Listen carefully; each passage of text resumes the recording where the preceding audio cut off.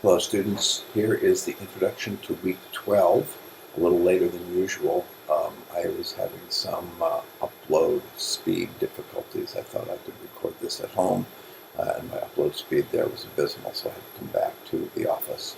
And I uploaded one video already, which has to do with one of the topics that I'm going to talk about today, and then I will upload this one as soon as I'm done making it. So first I want to talk about your motion graphic design projects. So I've gotten them from several of you. There's a couple of people who still are a little late, and no problem. I will accept them when you get them in.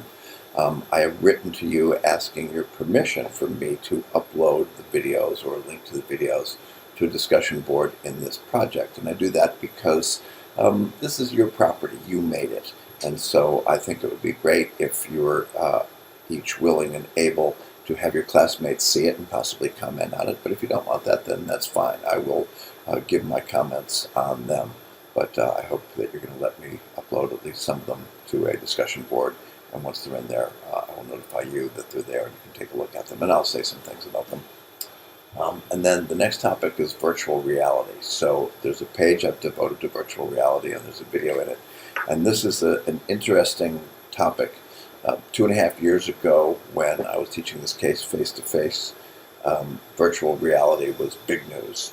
And 2.5 years later, it's not such big news. And that's something that happens sometimes with these new technologies. So when you see the page that I've made and the video that's in there, you'll know where I sit on the visual communication aspects of virtual reality.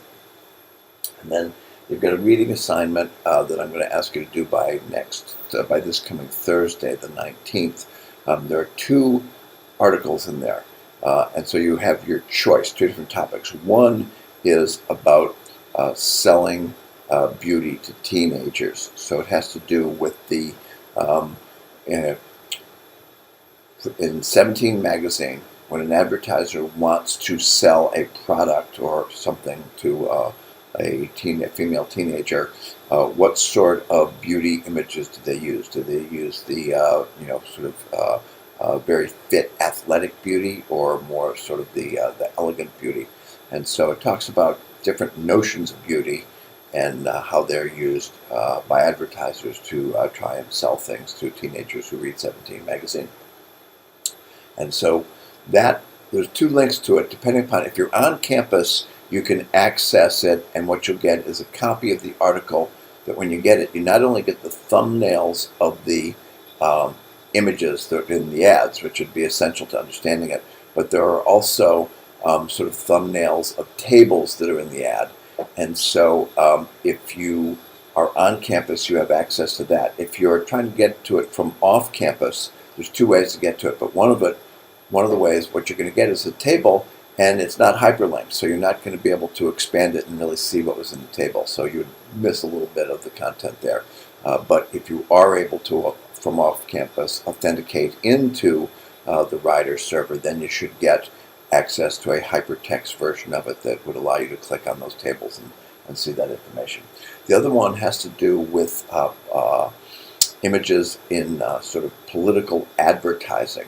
And while it is written by, I think, a couple authors from Central Europe, the examples they use are George Bush, Barack Obama, Hillary Clinton, and then the German President Angela Merkel.